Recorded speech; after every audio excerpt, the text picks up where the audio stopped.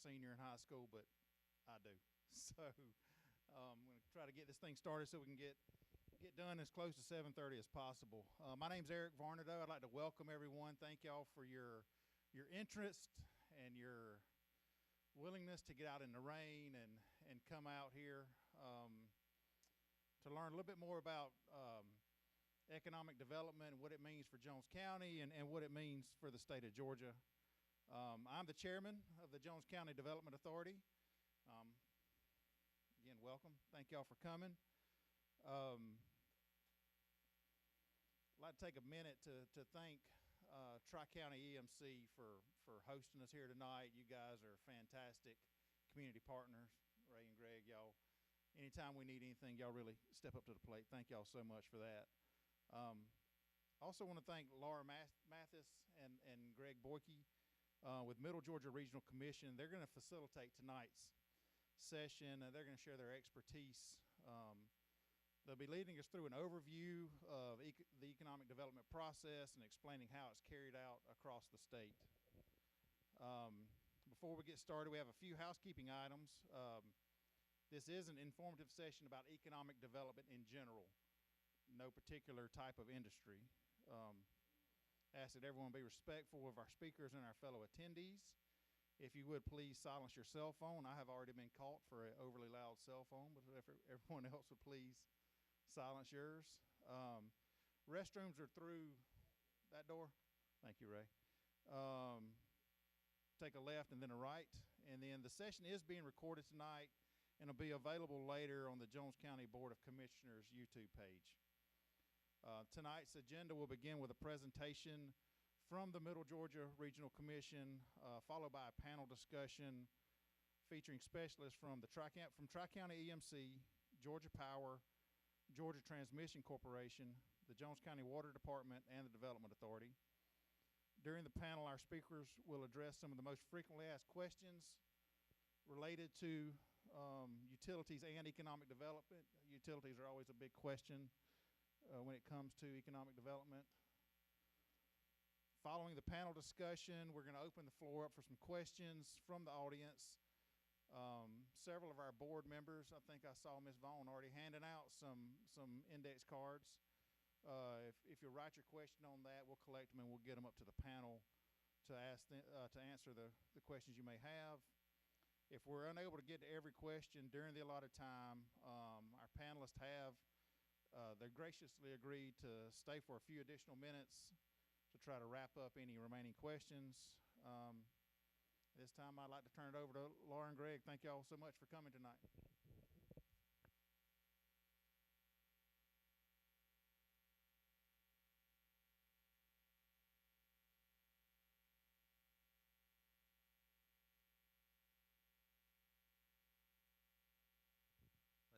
Great. Well, I want to thank Eric again for those words of introduction and echo what he said about being very grateful for you for coming out here tonight to learn about economic development in Jones County. Our role as the Regional Commission is really to help facilitate this process, provide information, and allow you all a forum to ask questions and hopefully have some of the questions that have been on your mind answered. I think it's important to note that there aren't necessarily right or wrong answers. There aren't right or wrong questions necessarily. There are lots of differences of opinion about how it is best for a community to engage in the process of economic development, driving industry growth, and having a sustainable community.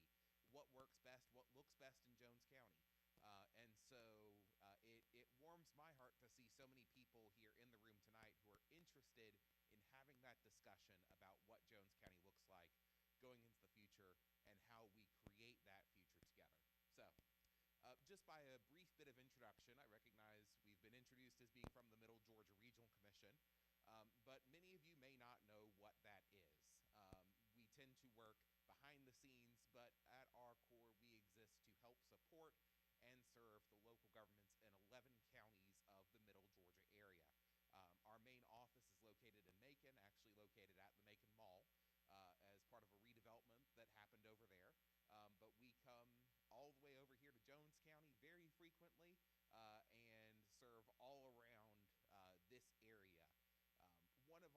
particular designations that we have is we are considered an economic development district by the U.S. Department of Commerce, which means we have a special role specifically in instances like this to help support communities in their economic development planning and how they think about the way they want community growth to happen in the years ahead and what smart growth looks like for Jones County. So that is why we are the folks who were brought in to assist with this particular discussion. So my job here, first of all, and hopefully I can keep this a little bit lighthearted and don't drone on too much or anything like that, but my goal is to just give the brief introduction to what we're talking about here today, which is economic development, because that can mean a whole lot of things. We have a whole bunch of terms that fall under the umbrella of economic or community development, and so I want to start with some basic terms of what we're talking about here tonight, which is activities to promote private investment and job creation in Jones County. And the reason we try to do that is for the purpose of improving quality of life. And there are many ways that that can be done. We often hear, and perhaps the most obvious one and the one that we see the most news reports about and hear the most about and have the most thoughts about, is new industry recruitment. But economic development also includes existing industry, how we support the businesses that are already here from Main Street out to our industry as well. And it includes our small businesses, our commercial development, how we support tourism, which can be any type of tourism. We have heritage tourism, ecotourism with our recreational resources. You can have agritourism in many different ways that you attract people to the community to come visit. The film industry is another great one of those that has been very progressive in their ability to attract people into communities as visitors and as tourists. We need look no further than across the river over in Juliet to see a great example of that here in Middle Georgia. So. And who does economic development? You'll hear from many of these folks later today, but I may mention some of these agencies, departments. There are partners at the statewide level who support the economic development process. There is a Georgia Department of Economic Development. There is the Georgia Department of Community Affairs. They tend to work together on these things. The Economic Development Department will do a lot of the marketing, the recruitment. They'll come up with what the incentives are, and then DCA, the Department of Community Affairs, helps with closing the deal and actually implementing grants and funding mechanisms to help support economic development. And then you have a good number of partners such as utility providers who work statewide, who also are great assets to communities in recruiting or marketing to potential industries. At the local level, you've got local economic developers, the Jones Development Authority, that works countywide and predominantly focuses on industry. You also have a downtown development authority in the city of Gray.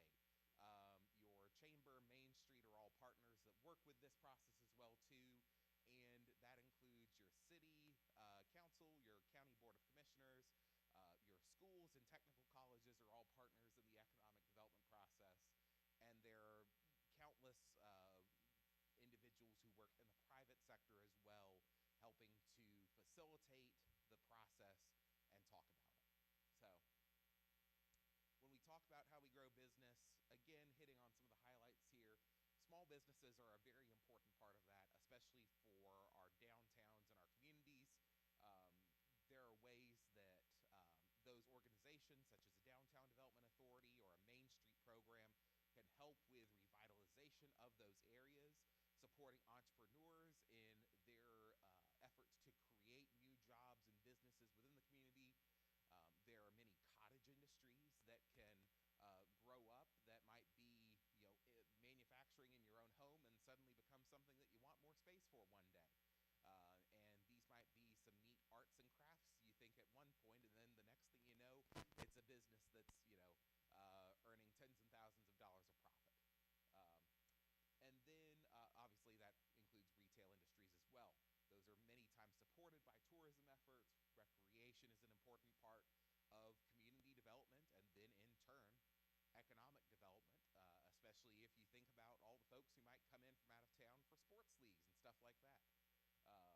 And our agribusiness as well, which is becoming even more advanced in the deployment of technology nowadays, in ways that we can support that industry too.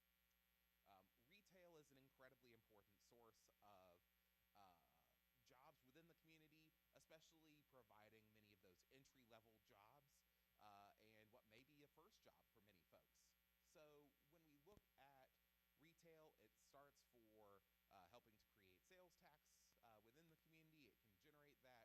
But the important thing to note with retail is that there is only so much you can do to really get a new retail establishment into your community. They are very much focused on the metrics. They want to follow the rooftops. And so they know that Jones County has a population of about 28,000 people. And that's going to determine, in many cases, who wants to locate a business, a retail establishment in Jones County. And so oftentimes the recruitment of those types of businesses is seeing, do the numbers align? Do they match up? And in those cases, you can locate some new businesses, new establishments, and new places to eat, shop, and dine. But otherwise, you may have to see interest in homegrown development of retail if you don't meet the numbers that a large business might typically look for in regards to where they locate. So that brings us to the industrial side, which tends to get a lot of attention because there is a little bit more that sometimes a local government can do to help support these businesses. And oftentimes it's because they may have larger needs, especially in regards to the infrastructure or the workforce development that goes into creating a sustainable industry for your community. And so when we talk about the ability to maintain relationships with existing industry, that is crucial for helping to meet the needs that your current businesses may have. Those are some of the most important assets to your community because as they grow and expand, they already have a presence in the community and they are already committed to Gray and Jones County. So that's an important element of the economic development picture, and the workforce development is really among the key elements to that. That's why your Board of Education and your school system here in Jones County is such a big, important partner. That's why the county invested in a college and career academy several years back to help make sure that the industries and businesses that are here in Jones County today can continue to provide a good quality of life for the folks who live here in Jones County today, but also for your kids and their kids, that in the future they may be able to look and say, there is a future for me in Jones County because I can find a good quality job. And I want to live in Jones County because I love the community and I'm from here. So that is an important part of the picture, but I recognize that what a lot of folks are probably most interested in is the new industry recruitment process. And so that's what we're going to focus the majority of the rest of this time about, because that's the thing that can have big changes, so to speak. When you have a new industry that comes in and builds, that may be a impact that you see on your community. Depending on the size and scope of that development, it may be something that you see or hear, or it may be something that creates a significant change in how it spurs new business growth development around it. Many of these largest businesses will not only bring themselves, but also bring demand for new places to shop, new places to dine, and various other amenities that new employees might be looking for.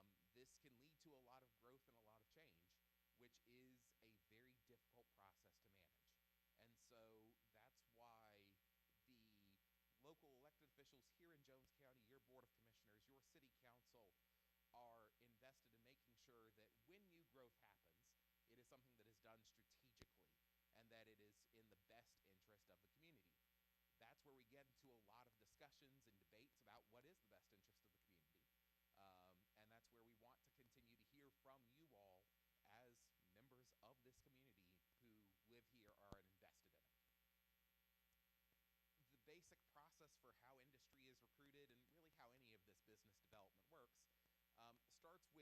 business or a company or an industry identifying their needs, and ultimately gets to a process where that business decides that they want to locate or want to expand or develop in Jones County.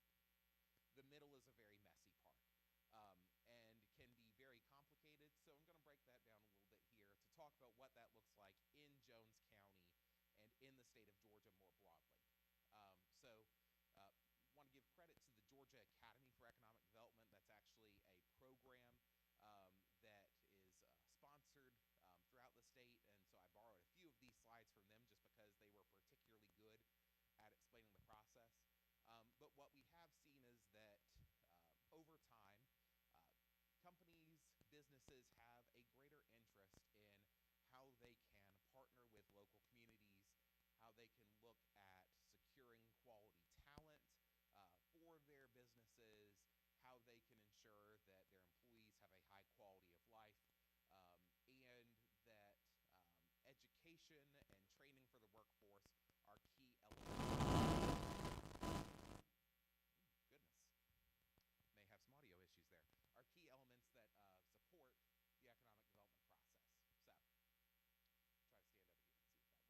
try to stand over here and see if that works. But anyway, we talk about a company having a series of decisions and steps that they go through to actually get to their final decision. A company may identify that there is a need for a new facility for manufacturing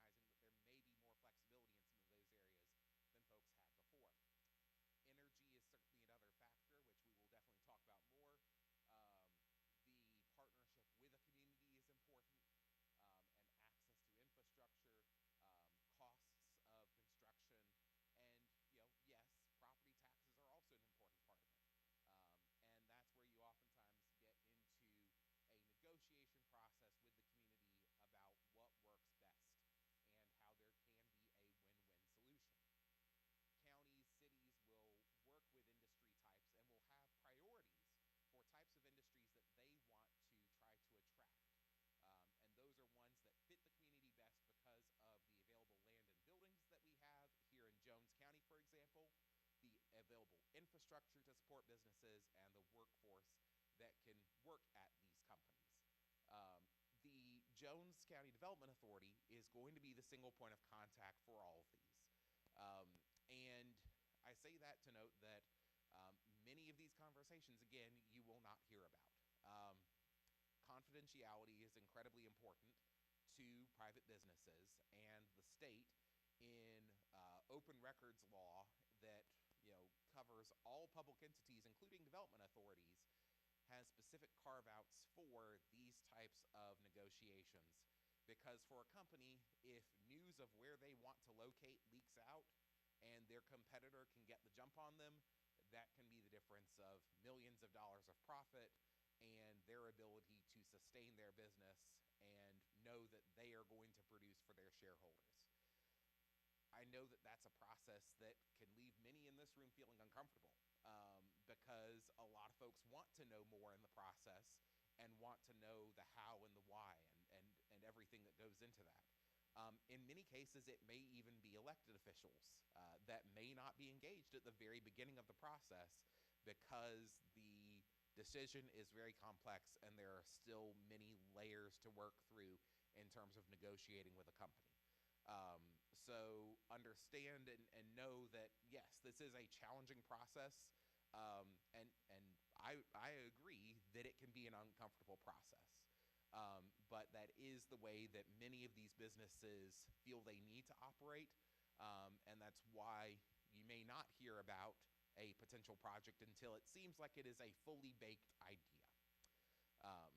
When that idea comes forward, though, these are the results of negotiations that have happened with that particular industry. And if you have a private developer who is looking to start up a business on their own private land, the development authority, as the entity that helps facilitate this type of development in industry, is not in a position to say no to that, because it's a private developer on private land. Private property rights generally will dictate that if it's in alignment with the county's vision for development and growth, they can do what they want to on that property. We'll come back to that a little bit more in a minute. However, the authority can help to incentivize and prioritize development and the selection of industry on the sites that they own and how they control those. So, when we talk about incentives, there are many ways that the state tries to help encourage industries to locate in Georgia. Many of you may have heard that Georgia has been named the best state in America to do business. And some of these incentives are a key part of that continual designation that the state of Georgia has had. The state provides income tax credits to industries that may locate within our state.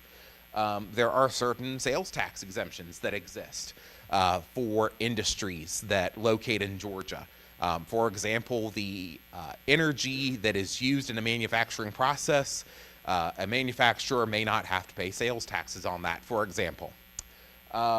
Workforce development training. The state may develop specific workforce development programs tailored to a particular employer if their economic impact and job impact is going to be great enough.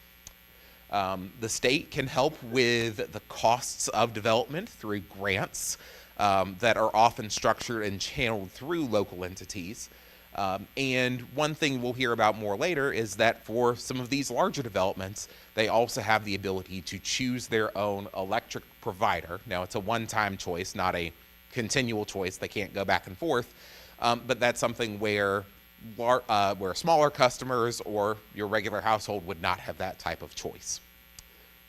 Locally, oftentimes through the development authority, they can work to look at abatements for property taxes that an industry might have.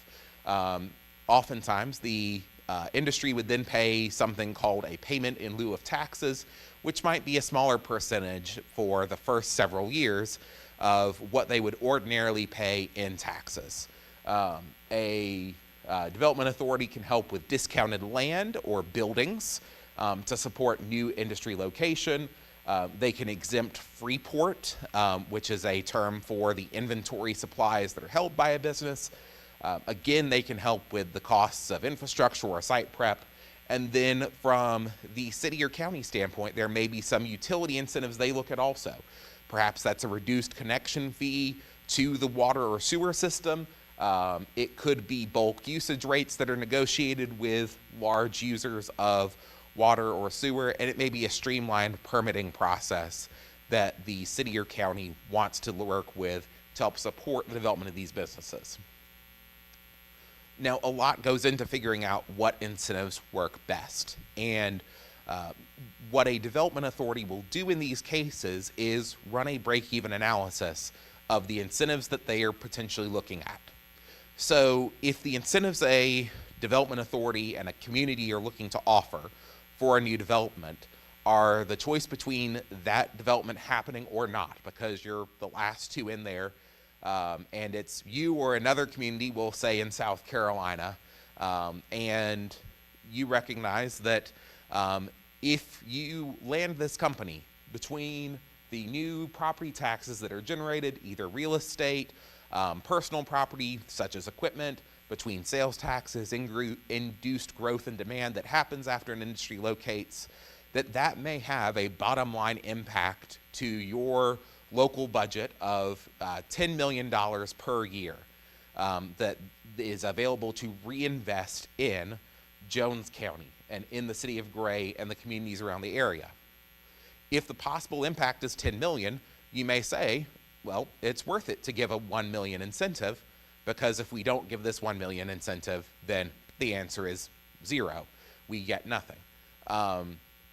Practically speaking, the numbers aren't always quite that clear-cut, but it still gives an opportunity for communities to look at ways that they can support growth and development and can encourage that final decision to be one that looks favorably on Jones County. And ultimately, the amount that is set is a local decision, oftentimes prioritized by the type of industry. An employer that comes in that is going to offer very high wages and a large number of jobs with significant investment in the community is almost always going to be more heavily incentivized to come to Jones County, by the development authority, by the decision makers, than a company that has fewer jobs that pay less or are not going to do as much to lift up the average Jones County resident who might be trying to fill one of those jobs. When we look to final approval, the development authority goes through a complex and lengthy negotiations process on these final terms and conditions. This does include commitments that a community will make in a development agreement, such as, if you decide to come to Jones County, we will provide you with water and sewer that you can buy from the county. It will be a commitment that says you can purchase this land that the development authority owns. Those are things that a community might agree to do in that final development. That would be all contingent on the company saying, yes, we will indeed build in your community, and we will create these jobs, and we will create this investment that is going to positively benefit your tax base, that is going to help support your community in the long run. But with all of that said, there is still the final layer of approval that goes through your city or county, that goes through the city council or the board of commissioners, and that's the permitting, planning, and zoning process. So when you have a company that might be looking at your industrial park, for example, that land is zoned industrial. It was decided, discussed by the community. It was established by the Board of Commissioners when they adopted their last comprehensive plan, which is a document that helps guide the vision for what we want Jones County to look like. They said, yeah, our industrial park is a good spot for industry. So if a company is going to decide to locate there and they meet all the criteria, well, they'll have to get a building permit and have to go through the inspections process, but we aren't going to make them go through rezoning. They don't need to. That's where we want industry. Now, you can also say, a company looks at a new site that maybe is not zoned for industry. Maybe it's zoned agricultural today. And at that point, the company would say, we think this is a great site for us. Board of Commissioners, will you approve our rezoning? And that's where the county has, again, a final decision to make. They look at that comprehensive plan, and they can look at that. And if it says, this is an area that we have thought would be a good agricultural area, we, the community of Jones County, don't really want to change it from being an agricultural area. That's the prerogative of the county to then say no. We don't want to do this rezoning. However, if you look at that and you say there's a lot of potential for growth in this area, it might be agricultural today, but we see that this could benefit that part of the community in the long run, then that gives your Board of Commissioners or your City Council the prerogative to say, yes, we do want to approve this rezoning. And that is all part of your planning process that is laid out in the comprehensive plan, and that's where your comment as members of the public at planning and zoning hearings is incredibly crucial, because that helps to lay out what the priorities of the community are, so that the Board of Commissioners can make decisions that are responsive to the community's interest. So the thing I'll wrap up with before we get to our panel is just the why. I've given a lot of information about what the economic development process is and how it works. But why do we even want to look at industrial recruitment? Why is this something that a community might find benefit in? Well, there are a few potential reasons for that, and I've kind of alluded to these some throughout the presentation thus far. One is that new industrial recruitment can provide access to good, high-quality jobs. Secondly, it can increase the diversity of your economy. We've heard stories of communities that maybe had one large employer. That large employer left town, and then the local community was decimated. The more different types of business you can have, the stronger your economy is, the more resilient it is in the face of recessions or economic setbacks. And then lastly, new industrial development can increase your tax base as a community. So when I say good quality jobs, we found some data about what types of earnings you might see by different sectors. And so many of us are familiar with and find from the commercial sector, retail, trade, and leisure hospitality industries. These are incredibly important parts of the economic development ecosystem, but candidly, they don't pay as well as many of the sectors where you are producing a good or product that the company can then ship, can export, can sell to somebody else, getting profits that come back to the community here in Jones County. So these industries such as mining and logging, the utility sector, and yes, the construction, wholesale trade, think of that like warehousing and things like that, and manufacturing are typically going to pay considerably better than some of your baseline retail or hospitality industry jobs. So that's something that is of interest to folks. And certainly that may not be the line of career work that anybody or everybody wants to go into, but it is more likely to help be able to lift somebody up, especially if they find themselves living in poverty and looking for opportunities to get trained and advance their careers. I've talked some about the tax base too, and I want to put that into pictures here. So today, the Jones County Tax Digest, the value of all of the property within Jones County, and this is based off of 2024 numbers, is about $870 million. As you can see, the vast majority of that, the vast majority of what funds the government you have here in Jones County, any of the services that you might be able to get or receive, such as your sheriff, such as your recreational department, your court system, things that help keep you safe, like your fire department. Many of these things are funded in Jones County on the homeowners who pay property taxes on their residences. The amount of industry or commercial contribution to that tax base is considerably less. By a percentage, that's about 64% of the Jones County tax base that comes from residential properties. So ultimately, there were about $10 million that the county might levy on taxes within the unincorporated area, and they receive back But if we're looking at a median home value, we'll say about $174,000 at the millage rate, if you include the county's rate and then also the rate that the school is going to charge, that could be household taxes on that average property of around $2,200. And there are ways in which, if you have a more diverse economic tax base, and if that's something that you want to choose to prioritize as a community, that number might be able to be lower while still keeping the same quality of services that you have today.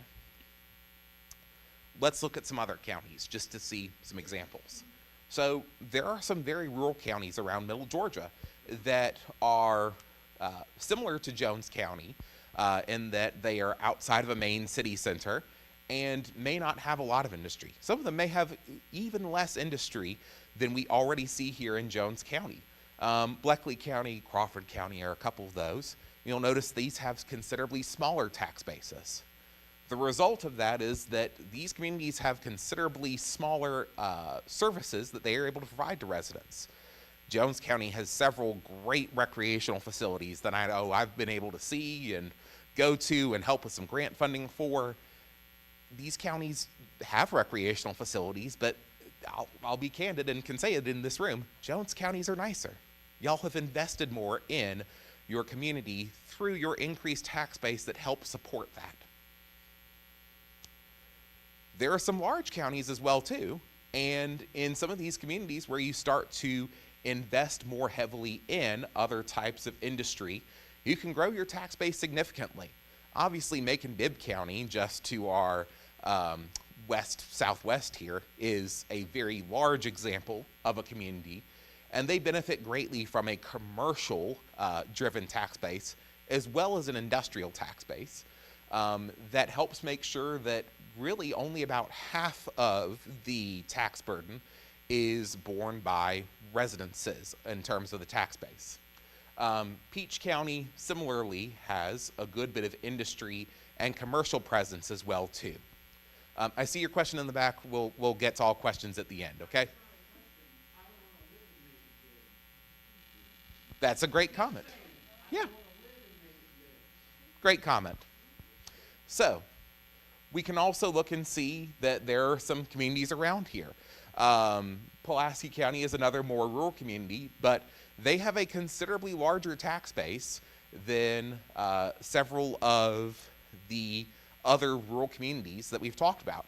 And they have done that again through commercial and industrial investment. Pulaski County's tax base is about half that of Jones County, but they have a third the population of Jones County.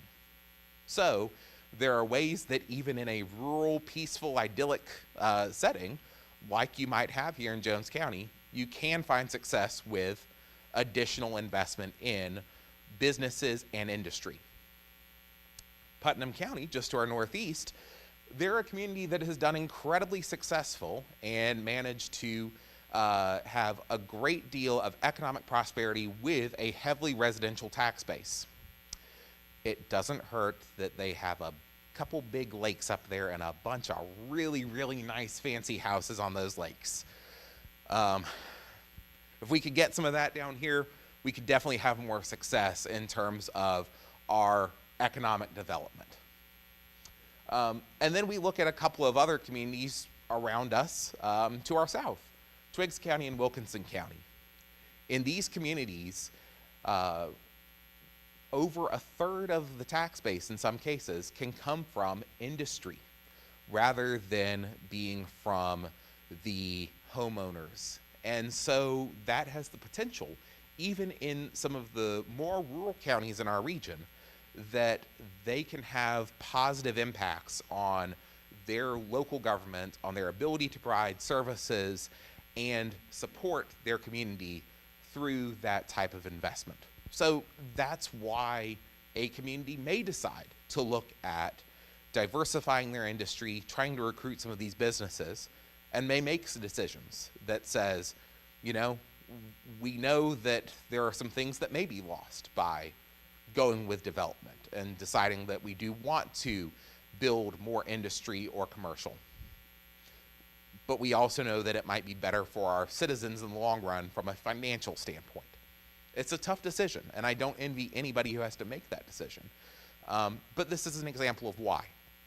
And to put it in a little bit of a different term, this is the property tax burden on the average household in these communities that we just talked about. So you'll see that Jones County, being a county that provides a great high level of services, while also not having a very large industrial tax base, means that it's a little bit more expensive to live here. Now, you get what you pay for because the county does a great job with providing parks and recreation and services, but it does come at a cost. On the flip side, if you look at some of these other more rural communities that have invested very heavily in industry and economic development, they might find that even at a lower cost for their home value, they don't have to pay as much in taxes because of the more balanced tax digest that those communities have. Even in Macon, which, not everybody wants to live there, but they have drastically reduced their property taxes in recent years, in large part due to their industrial growth that they've seen, with their property taxes being cut in half roughly over the past 5 years. So an investment in your community can look a variety of different ways.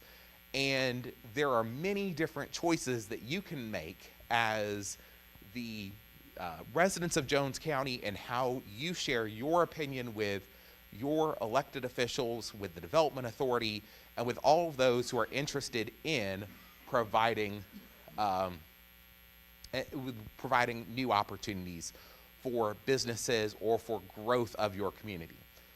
So those were a few of the numbers there that I highlighted, especially showing some of the ones with a more stark difference. But I want to end with this slide of some takeaways. So you have options. On one hand, you could say, we don't want industry in Jones County. And if you took away the current impact that you have from your industries today, they contribute about $989,000 per year in tax revenue to Jones County.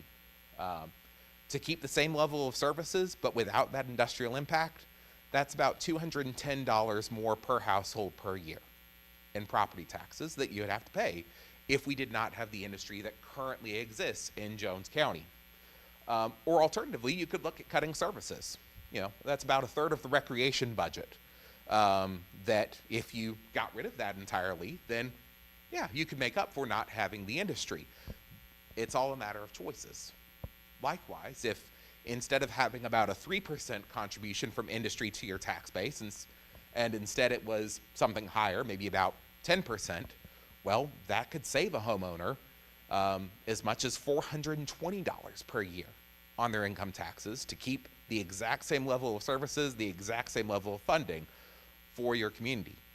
If residential was only about 50% of your tax base, like in some other areas, that may be savings about $540 per year in your property taxes. So I present this not to say, oh yes, I definitely want lower property taxes, sign me up for all the economic development. I say this to say that that is a choice that you have as a community. And that when we look at economic development, it can be a powerful tool when used properly, when planned correctly, and when identified in the places that it needs to go, where the impacts can be mitigated and limited, that it may be something that your community wants to look at and wants to say, we need to invest more in job creation and economic development. So with that said, that's a little bit of an overview of the why behind economic development, the what behind economic development. I think it's best, though, if you hear from the folks here in Jones County who are actually practicing what I just talked about, and they can give you more of their stories and insight about what economic development actually means in Jones County and how they've been able to be practitioners of it and what their priorities and interests are, so that you can hear about the alignment of those and how it may affect you and your community. So with that, I'm going to pass this over to our Executive Director, Laura, who's going to moderate this panel, and she'll introduce the folks who are coming up. Great. Thanks, Greg. Thank you. Just flip over. So we're going to build on the foundation of that was from the presentation. And we've got some economic development experts and infrastructure subject matter experts that we want to bring up. First, we've got from the Jones County Development Authority, Haley Watson, and Eric Varnado, the chairman. From the Jones County Water and Sewer System, the superintendent, Brandon Stark, and their consulting engineer, Tim Ingram from Ingram and Associates. Ray Grinberg from CEO of Tri-County EMC. Joey Heath, Transmission Services Manager from the Georgia Transmission Corporation. Cassandra Cox, External Affairs Area Manager for Georgia Power. And Ryan Waldrop, Central Georgia Regional Economic Development Manager for Georgia Power. While they are getting settled, we're going to divide the conversation into sort of two basic groups. One is simply on economic development and the individual roles that people play in that process. Not a repeat of what Greg just went over, but to put it more in the context of their roles as utility providers and the Development Authority in the county. And then we've got some specific questions related to infrastructure that we'll talk about. So we're going to start with the Development Authority. Although there's been a lot of recent conversations around data centers, when you think back over the last 12 months, what types of economic development projects or potential projects has the Development Authority been working through? And what do you think are the good fit industries for Jones County? So Laura, I'm going to do the last 24 months. We've had received interest from several different industries, including ammunition manufacturers, aerospace and Department of Defense, tire manufacturers, candy and food production facilities, data centers, and many others. So when we get those projects, we look at them, we evaluate them on an individual basis, and when a request comes in, we work closely with our utility partners, the railroad, consultants, and our state partners to determine how a project could fit within Jones County. Our goal is to understand both the needs of the industry and the potential impact that they'll have in our community.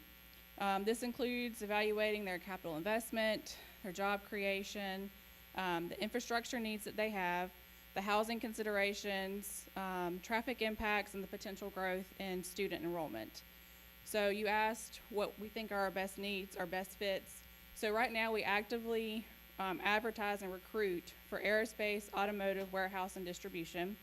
But in reality, we look at all projects, and we're open and flexible to that approach of economic development. And when we review every project that comes our way, and we focus on finding the opportunities that align with our community's long-term goals. And when a project is not the right fit, we turn it down. We've had projects that want 1.7 million gallons of water per day, and that's soda manufacturers and those kind of things. So when those projects come in, we as a board look at them and turn them down because they are not a good fit for us.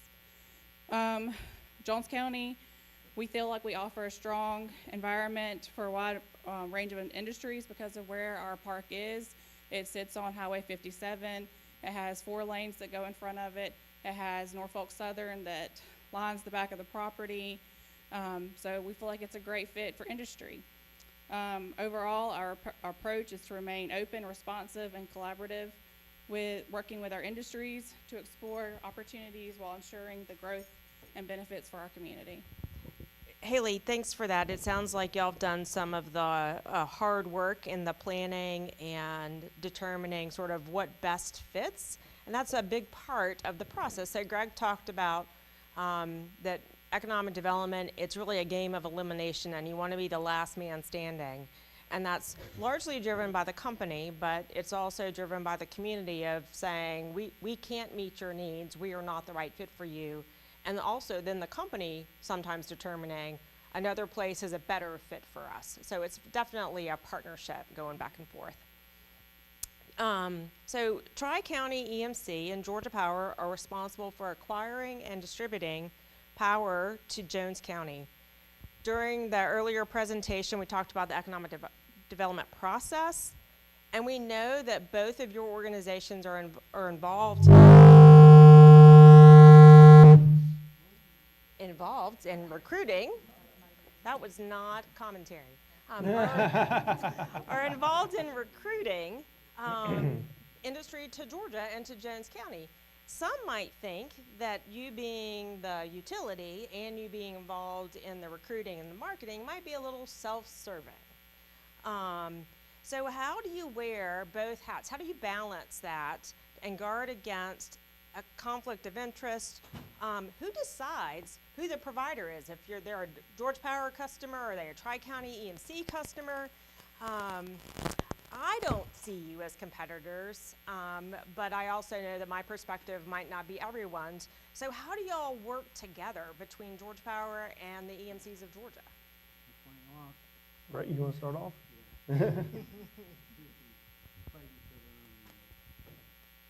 Right, so we are going to fight each other. Okay,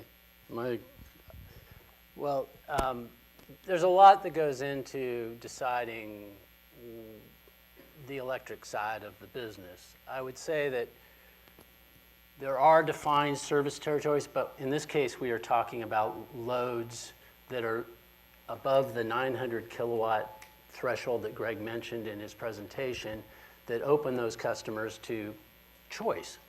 So they will set out a process as part of their recruitment with the Development Authority. They will ask us to provide a projected rate, or the questions are, how much can you provide? Do you have the infrastructure? How much will it cost to provide that infrastructure? And Georgia Power will also provide those same information. We sort of provide a check and balance against one another, and we're both trying to compete for that load because we both see that as a benefit for the community. The one thing I want to say, though, is when we look at anything that comes through the Development Authority, or even directly to us, we don't come at it with a view of, yes, we like that, or no, we don't like that. I think we kind of start with, we're neutral until we understand that load and what it means to our business. We're a small, locally owned, community-owned electric provider. We depend on our partner at Power and Georgia Transmission to help us provide that. But we're looking at that and trying to figure out how do we best meet that need for that customer at the same time while protecting the needs of our existing members and customers.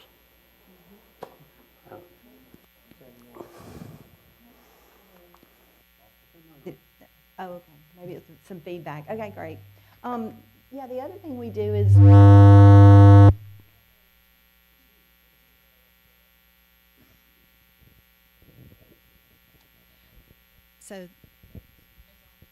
So the other thing we do is we work close in the community with each other. We may be sitting on the same community board, a chamber board, or working on a project with workforce at the school. So we commonly work together with our EMC partners to be involved in the community and do different things that help the community. We live right here with you all. We may not live in the very county, but we're one county over, and so we're always involved in things that are going on in the community, whether it's Kiwanis or Chamber or EMA events. We work closely with Regional Commission and EMCs with EMA mitigation and things like that. I'm not even going to take the chance. So my role is a little bit different as a regional or a region economic development manager with Georgia Power. So I work with 26 counties here in Middle Georgia. So I have a pretty good stretch of communities that I'll have the pleasure of getting to work with every single day. But when it comes to economic development projects, we are agnostic on the power provider. It could be Greg did a fantastic job talking about the project process, how, the state of Georgia may have the lead on a project and they involve one of the utility partners. It may be a project that the state has brought in Georgia EMC or Electric Cities of Georgia to come in and help. But if Haley needs help with something, I'm here to help.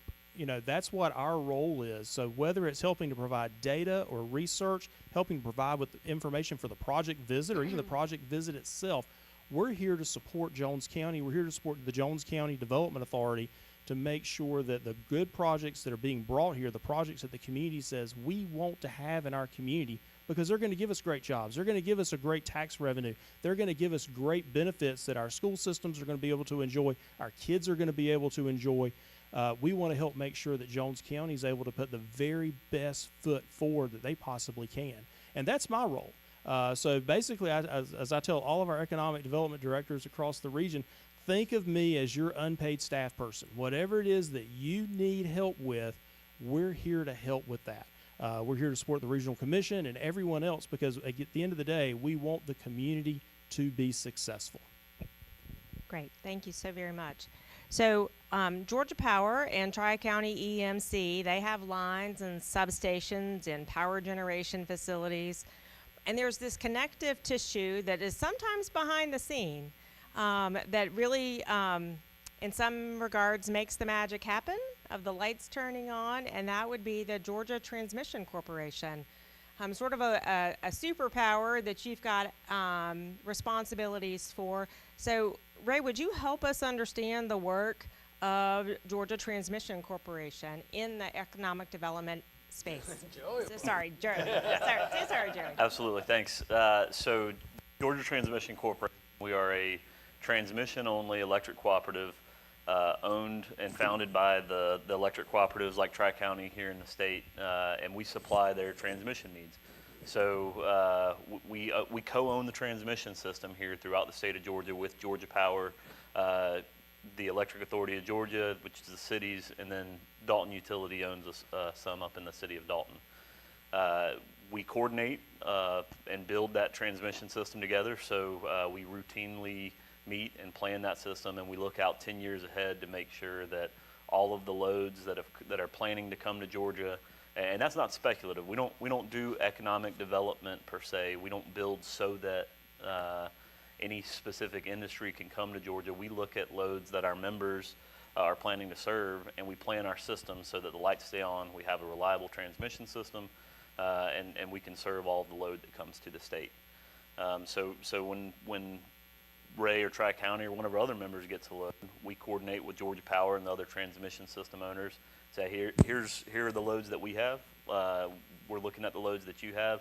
Let's make sure we're building the transmission system in an efficient way so that we're not duplicating efforts and resources to serve all the load here in Georgia.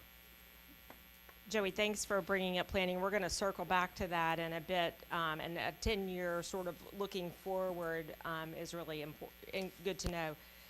So we're going to shift now to really talking about infrastructure, and whether it's whether you're a home, a business, a commercial or retail business, or a manufacturer, we all need power.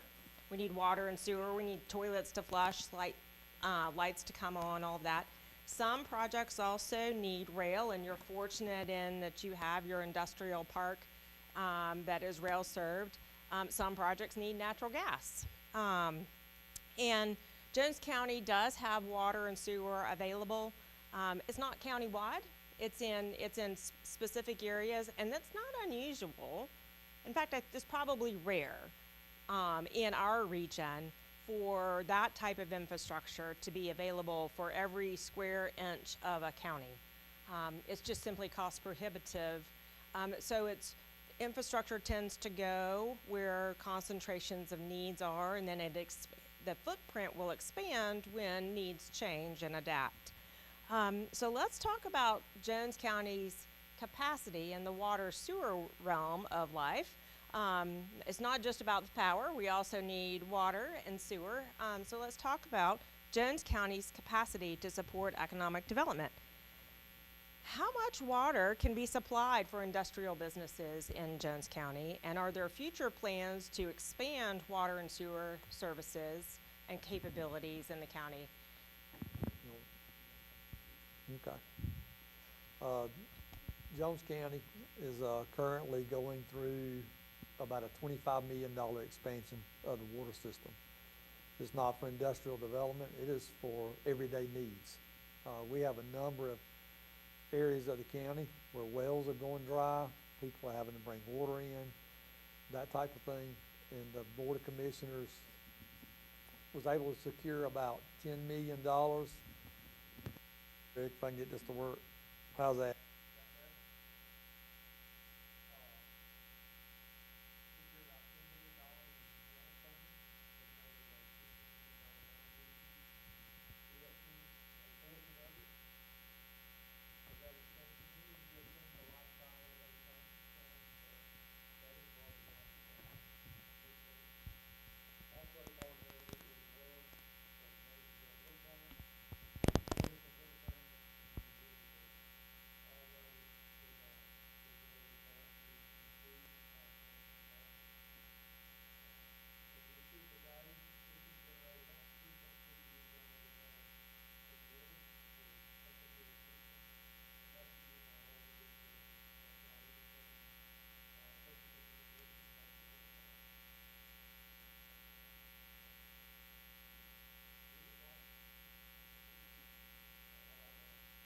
Is that any better? Yes. All right. With Macon Water Authority, the county has two connections that are existing. One, Town Creek Reservoir with the booster pump station, and another one at the 49 York Cliff Road intersection. So county has contract, so there's additional water. We can pump about 4 million gallons with that Macon Water Authority connection total. So our capacity is pretty strong. In 2024, we had a maximum day of about 2 million gallons. 2025, we did not get that much because we had a wet summer. Water, and this is a nerdy thing to say. You're an engineer, you can't help it. That's true. A water system is a living and dynamic thing. Last year, we pumped a good bit of water. This year, we pumped a little bit more. This year, we had a wet summer. We had no issues during the summer. We had none. 23, we had issues all summer because we couldn't produce. Since then, we brought another well online, and we're working to get 2 more wells online. Our county administrator in the back, Jason Risder, Brandon, and myself, we meet regularly to look at projects, talk about funding, talk about needs, different areas that the county is having problems in, to make sure we're meeting everybody's needs as the best we can. As y'all know, COVID really affected us as a country, as a state, but from a water and sewer system, it about kicked our teeth in because everybody went home. Yeah. Everybody was at home, they had to flush, and they had to have water. And I missed 2 days of work because of COVID. That's because I was sick. We worked every day, we worked night and day. We worked weekends because everybody being trapped at home showed all the flaws we had, all the weaknesses we had. And because of the Board of Commissioners and their willingness to fund some projects, we're fixing some of our weaknesses. We're expanding some of our capabilities just to try to be ready for the next issue that comes down the road. Great, thanks. Anything else on that? Great.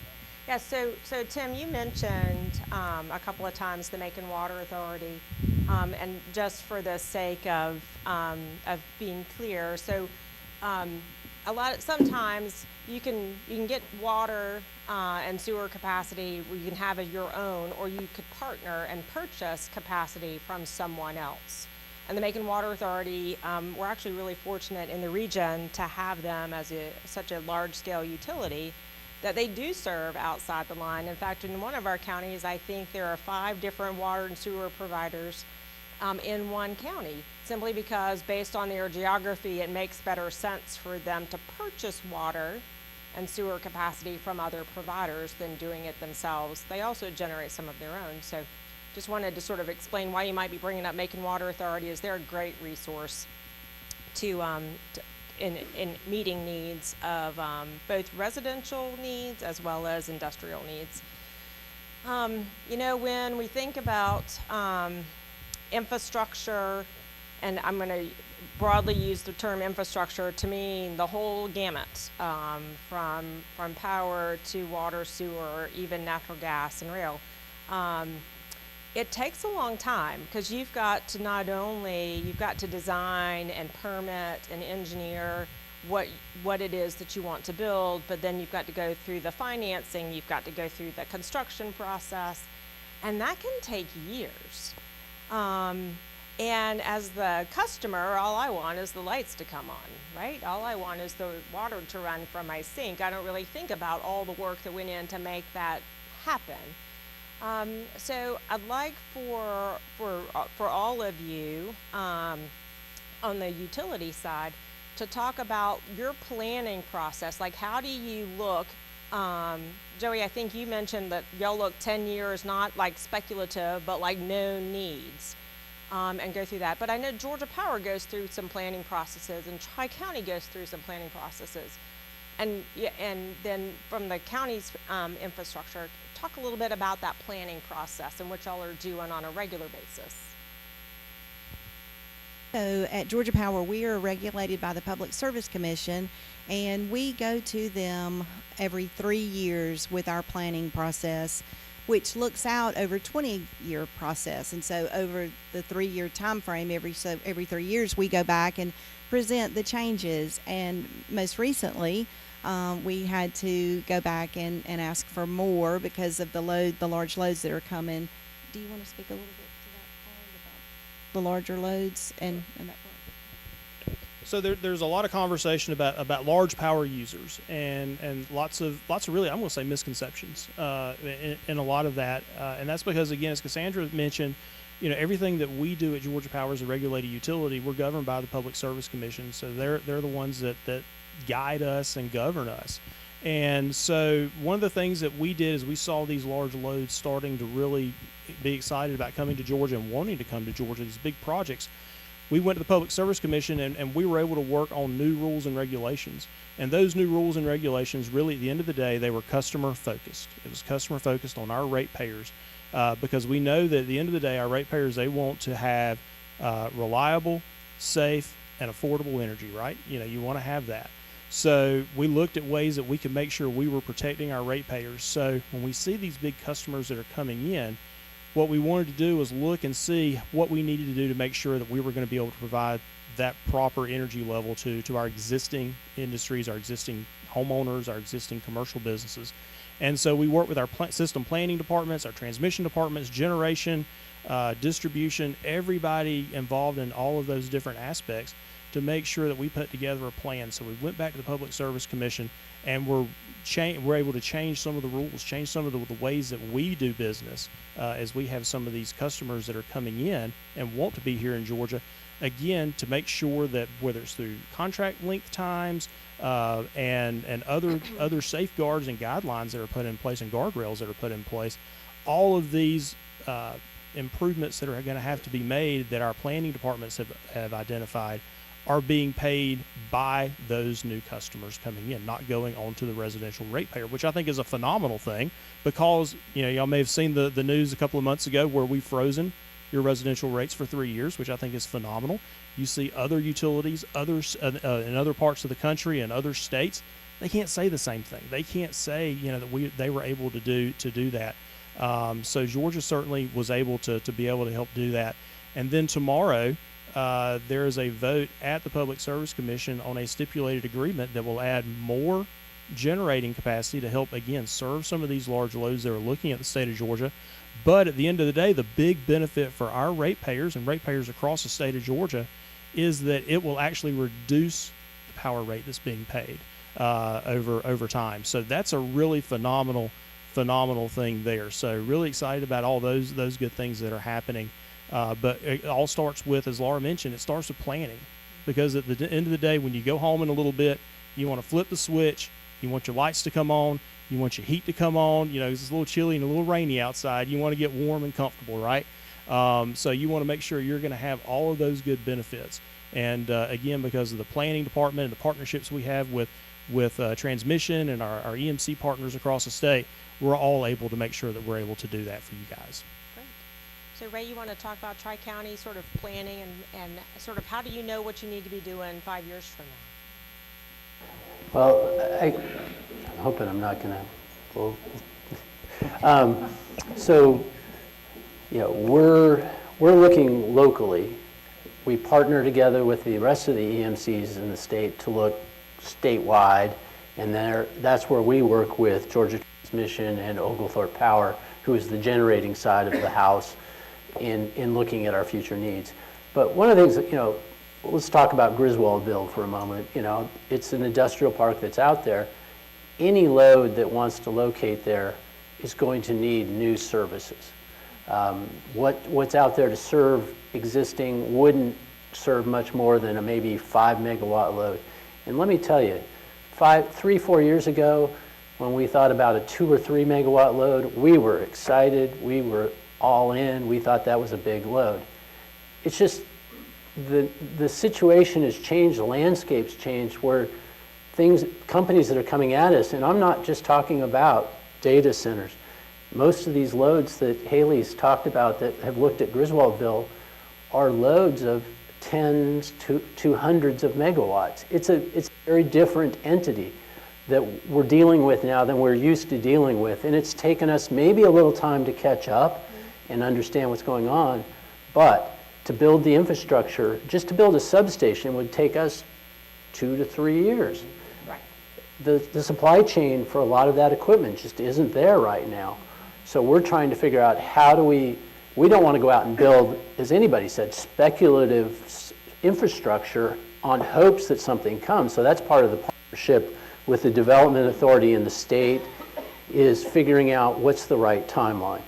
And then when we're working with Georgia Transmission and Oglethorpe Power to figure out how are we going to get the delivery of power, not alone the question of where is that power going to be generated from, is another part of the long-term process that we're doing. So we plan on the EMC side together with our partners, Georgia Transmission and Oglethorpe Power.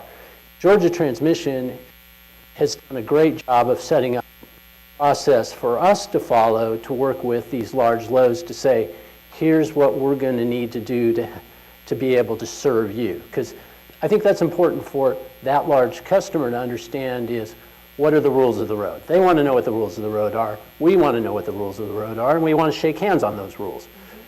You want to take that a little bit further? Yeah, Let absolutely. me shut off so we don't. We're figuring it out. All right, yeah, I think we're good. So Ray's exactly right.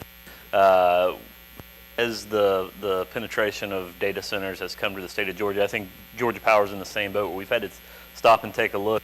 How do we evaluate our system to make sure that we don't do something that's going to cause an issue? So when you have a very large load, I mean, instead of 5, 10, 15 megawatts was really big 5 years ago. Now we're looking at 200, 500, 1,000 megawatts. And when you start talking loads that size, the transmission system across the board is not ready for that type of growth. So we've got a formal process where we look very rigorously at the specific load, how that data center plans to operate, and any improvements that are needed. And we work with the EMCs to structure those costs so that to Georgia Power's point, those costs are passed directly on to the data center that's causing those.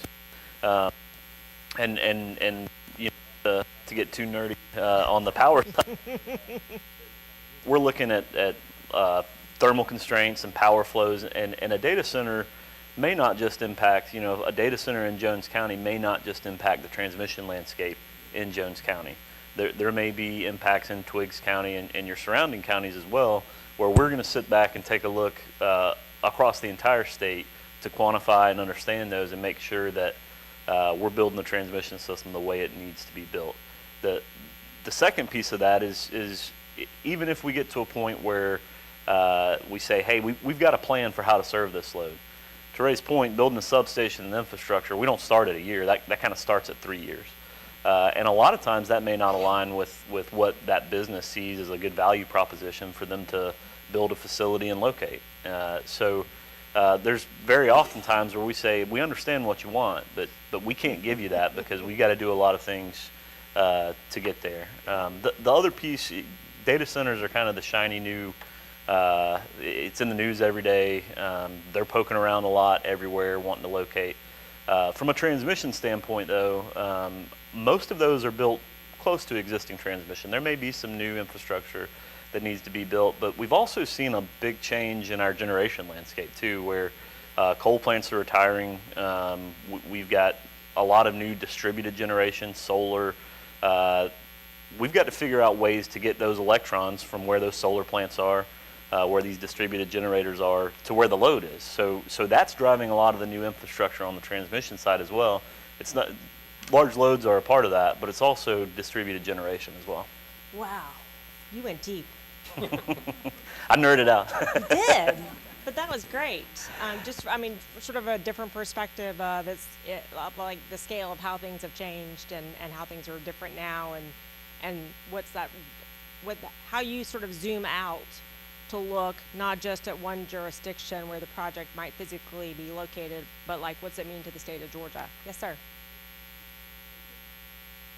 The things too is, we haven't really said, but the energy market isn't localized to Jones County. It isn't localized to the state of Georgia. It's a regional thing. So power plants are being built throughout the region. Power plants are closing throughout the region. Not as much as they were, but they are closing. And the market, it's a true market. It responds to supply and demand. So prices are moving not just because of what happens here in Georgia. They're responding to what happens throughout the region and throughout the country. So the price of power that we see at the wholesale level isn't just influenced locally. It's influenced throughout the region and throughout the country to some extent by federal policy, state policy, a lot of other things. So I don't want to think that if we don't build this here, it's not going to hurt our rates. Things might be hurting our rates because of exogenous things elsewhere. Right. So you talked a little bit, Tim and Brandon, about planning and sort of what you're in right now in terms of some significant projects that y'all been able to move forward. That's great. In terms of just like regular planning for infrastructure, that's also something that y'all do on a regular basis, right?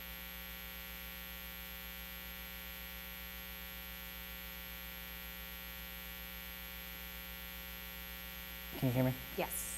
Yes, similar to the power companies, we also trend our normal rates. Ours is a little simpler than the electric companies. We track daily, monthly, yearly trends for several years.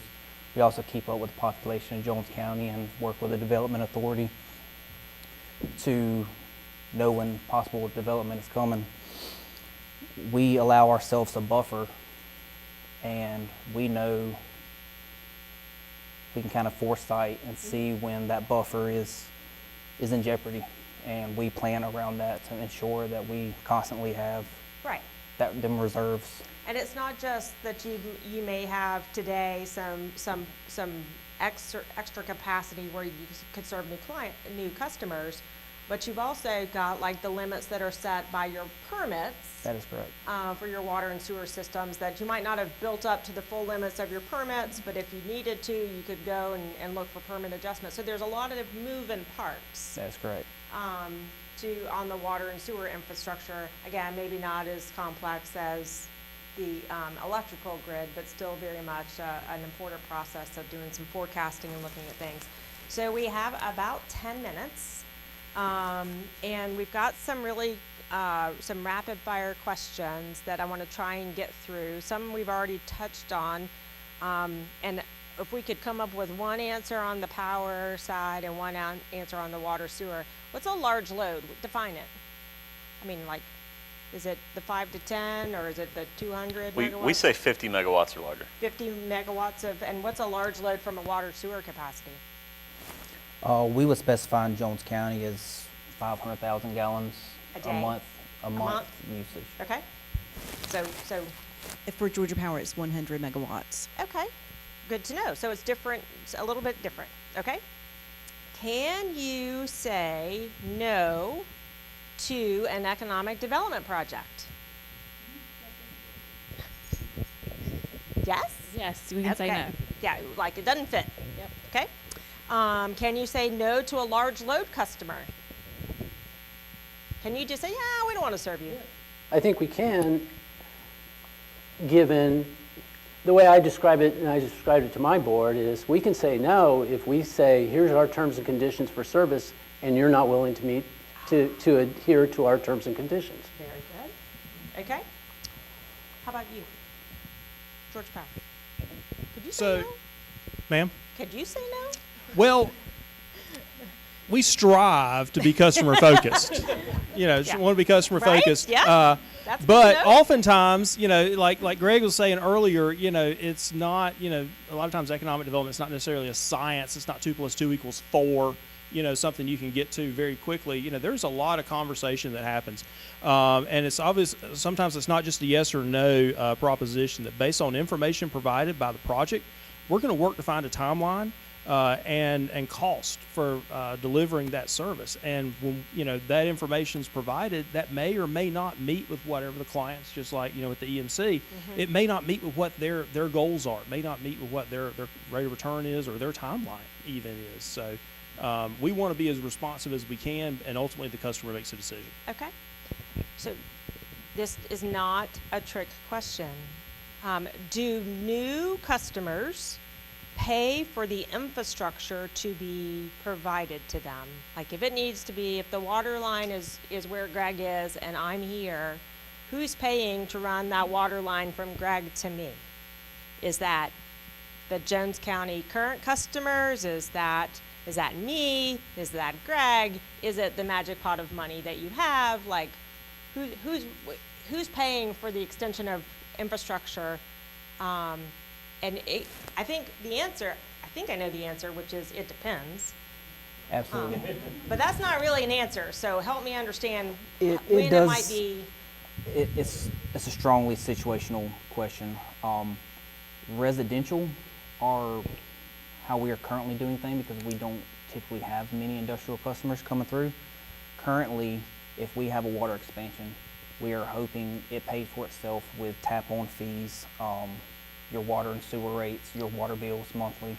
We hope we can, if we are expanding to a new territory, we hope we can pick up enough customers, and we plan to pick up enough customers for the cost to pay for itself. Gotcha.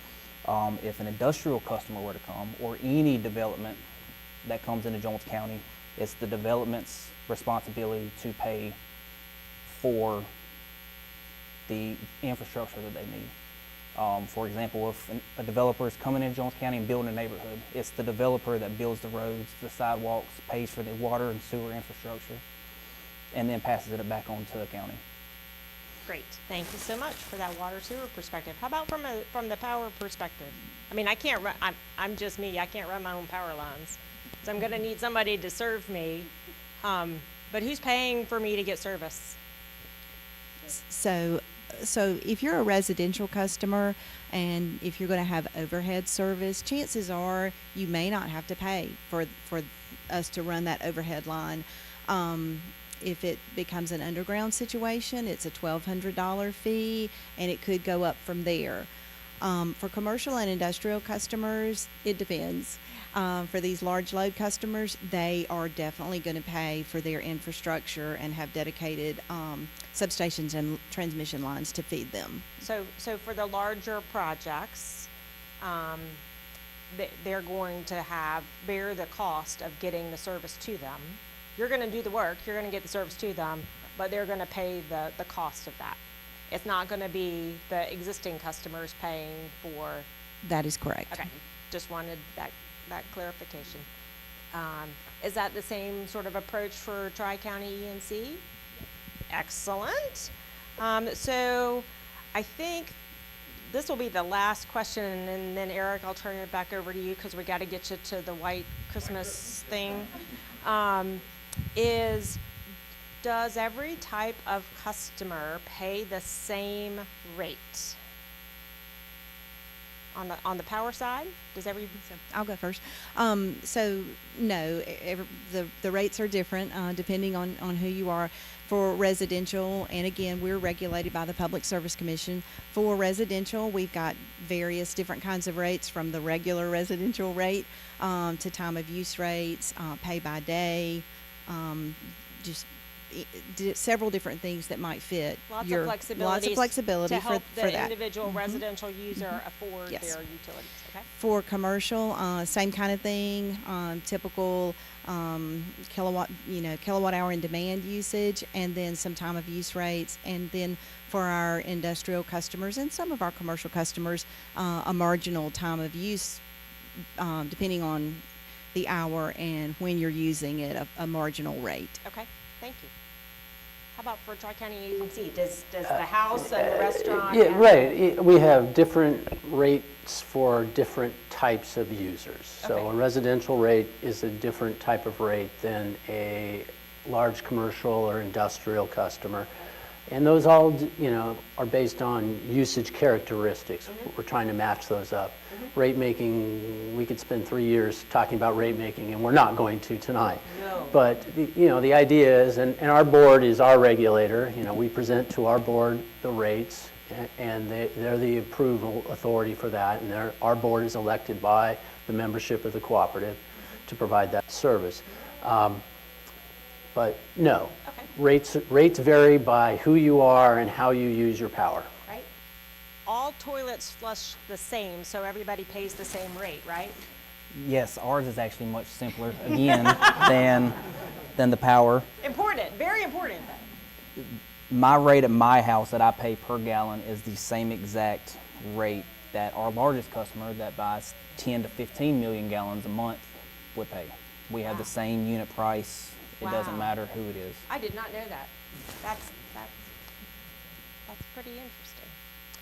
Thank you very much. I know that y'all are gonna stay around for a few minutes, wanting to try and end this. We did have, I don't know, I only have one index card that was made available to me.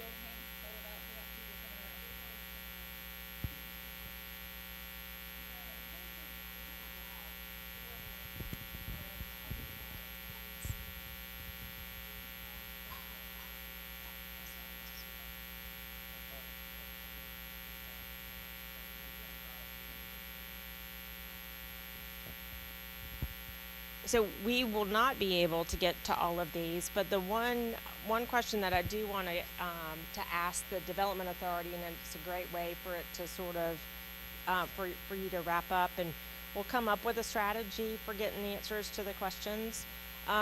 So the question is about non-disclosure agreements, confidentiality agreements. So when Greg was talking, he talked about sometimes that economic development process becomes confidential in order for the company to be able to evaluate sites and look at decisions without tipping their hand to the competition. From a development authority standpoint, do y'all sign non-disclosure agreements? And like how does that work? And then sir, you have the microphone. So we really don't sign non-disclosure agreements. Maybe the state of Georgia does. Essentially, when the project is brought to us, we're given little information. We're given a project a code name. We're given an investment. We're given a water usage. We're given a power usage, and we're given jobs. And maybe lot size, if you want to call it that. That's really all we have. And that could go on for months, year, that just could forever, and we would never even know truly who anyone is. Maybe if they do a site visit, maybe somebody gets a loose lip or something, but that's about it. So there's really no need for any sort of NDAs through that process.